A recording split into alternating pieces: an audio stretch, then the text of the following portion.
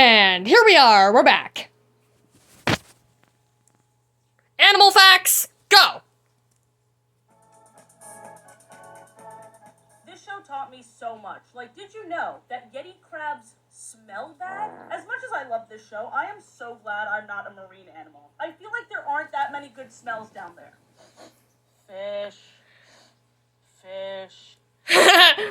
How could a creature who spends so much time in the water smell so bad? I mean, really? So, I actually reviewed that exact episode on this exact date. Fish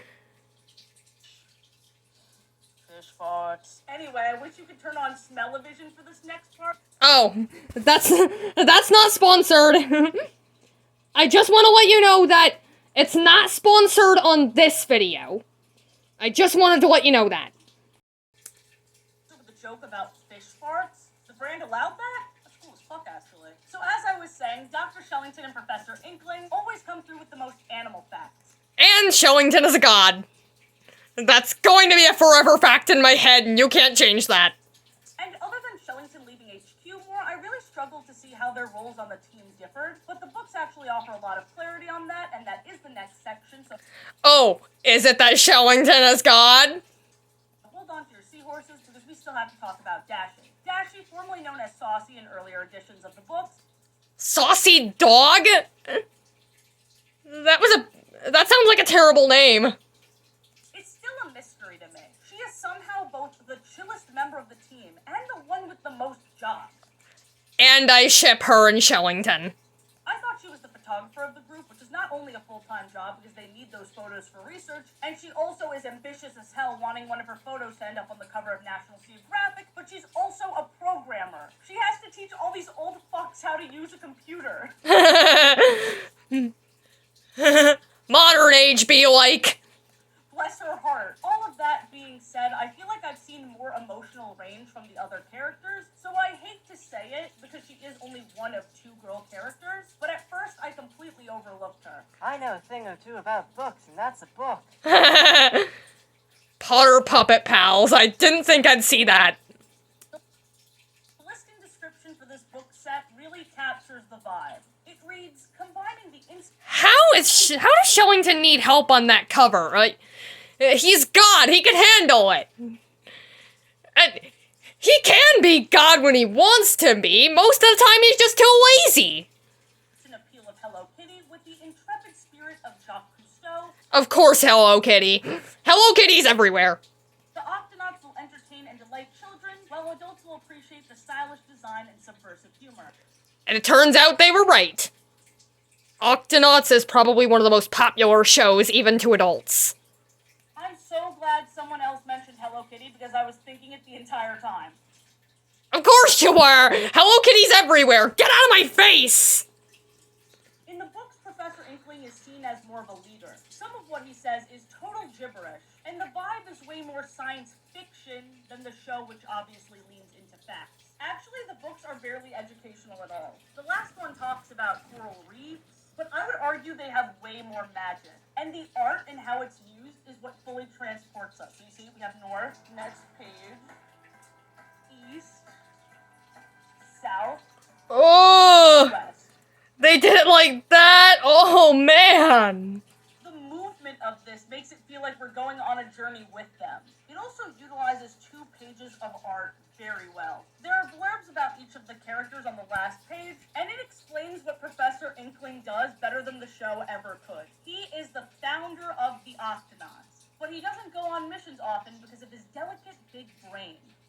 I thought it was his age. Brain blast! Are you kidding me?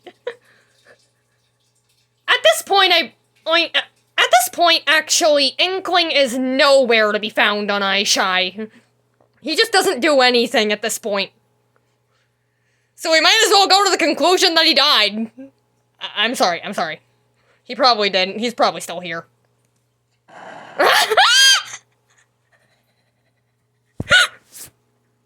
I just got done saying that he probably died. You're so good at comedy, Athena! A lot of the more kooky spooky magical shit from the books will come up in conversation later, but first we have to talk about the TV show, because then you'll have a good idea of just how different they are by the time I bring it up next, okay? Explore! Rescue! Attack! The stakes, you're right. Every episode starts with establishing the problem, and then most of the time Barnacles will be the one to sound the Octo Alert. The Octo Alert was established from the books. Then they will rescue an animal while learning about them in the process. Most of the time, the animal will monologue about what it's good at. I want to meet a creature who doesn't know shit about themselves. Yeah, me too. What are you? I'm Athena. All right, Athena. I'm a British polar bear with huge claws that can tear you limb from limb. Barnacles would never say that. That's the joke. What do you do? I don't know. I'm just doing my best. I know what you do, Athena. You analyze kids' shows. Then we have the Creature Report song. This is when, for whatever reason, the Vegemals begin to absolutely throw it back in a dance circle. Shake that asparagus. Ooh, no. Also, Asparagus. Actually, that's a great pun.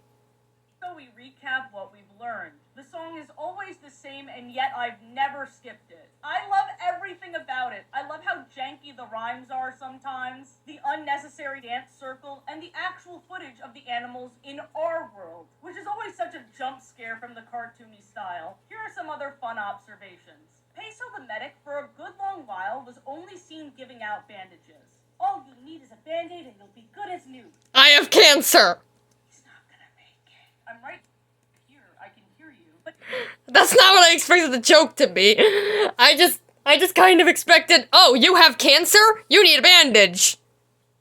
even though bandages are still his signature move, throughout the series we've also seen him use ointment, sunscreen, tweezers for pulling out thorns. He also helped the seahorse give birth, and in season 1, episode 22, The Hermit Crab, we find out that Peso went to medical school. Confirmation that he's 18. I feel like a fool questioning his credentials. In season 2, the stakes get even higher as Peso has to treat an injury on a great white shark who was just trying to eat him. That just sucks. The way they characterized this shark I actually really enjoyed. He had self-awareness and he really respects the Octonauts, but also he's hungry and he can't help it. Have a Snickers, will ya? Speaking of hungry, Yeah, just give him a Snickers. higher stakes Wait, never mind. Chocolate may be poison to sharks. Never mind. due to hunger, in season 2, episode 14, leafy sea dragons that were accidentally taken back to the pod when mistaken as kelp almost got chopped up, sauteed, and eaten by Quasi. How did they survive? I guess if they didn't, we'd be seeing blood splatter, and we can't have that in a kids show. But luckily they tracked them down using infrared goggles. More importantly, it reminded me how fucking cool leafy sea dragons look. In season 2, episode 17, the Octonauts help a pair of lionfish get back home. These predators try to break free using the escape hatch, causing the octopod to fill up with water and flip upside down. Tweak is swimming against the current towards the button to try and close the octohatch. Captain Barnacles is steering the octopod upside down, and Shellington, Quasi, and Peso are trying to track down the lionfish. All the while, the lionfish are hunting the Vegemals and Peso, as well as the injured fish from the medical bay. One last thing before we move on to tech. Season 3, episode 3. Have you ever heard of a cone snail? Yes, the show taught me all about them. I will forever never forget cone snails. Just because this show taught me what they were. And I'll be real, I see cone snails as very fascinating nowadays. Like, I actually later Googled that a sting from a cone snail can kill you.